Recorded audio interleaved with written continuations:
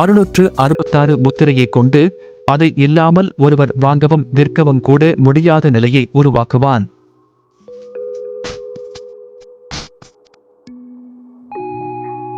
அதே நேரத்தில் 7 முத்திரைகள் ஒவ்வொன்றாக உடைக்கப்படும்.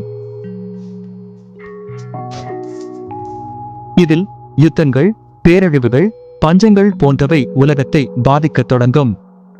இந்த 3.5 ஆண்டுகளில் வெளிப்படுத்தல் 11 இல் கூறப்பட்ட 2 சாட்சிகள் இஸ்ரேலுக்கு தீர்க்க தரிசனம் கூறி எச்சரிக்கைகள் வழங்குவார்கள்.